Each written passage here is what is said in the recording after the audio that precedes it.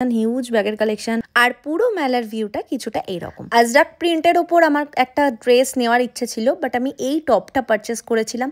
টপটা আমার ভীষণ পছন্দ হয়েছিল, এত সুন্দর প্রিন্ট আর পুরো পিওর কটনের ছিল।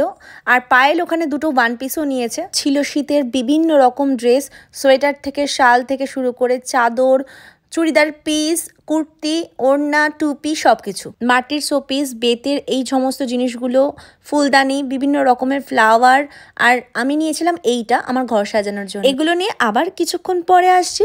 তার মধ্যেই দেখা যাক যে ওরা ফুড কাউন্টারটায় কি কি রেখেছে। মেলার একদিকটা হস্তশিল্পের বিভিন্ন জিনিসগুলো সেল হচ্ছিল, আর একদিকটা ছিল এরকম ফুড কাউন্টার। প্রথমেই আমি খেয়েছিলাম চুষি পিঠে, যেটা কিন্তু খেতে বেশ টেস্টি ছিল, তবে হ্যাঁ বাড়ির মতন নয়। তারপরে ফিশের কিছু আইটেম দেখছিলাম, চিকেনের আইটেম দেখছিলাম। আমি নিয়েছিলাম লোটে মাছের ফ্রাই আর চিকেন পাকোড়া। বাড়ির জন্য পার্সেলে নিয়েছিলাম ভেটকি মাছের একটা আইটেম আর একটা চিকেনের আইটেম। তারপর আমি খেয়েছিলাম পাপড়ি চাট, যেটা ছিল 50 টাকা প্লেট।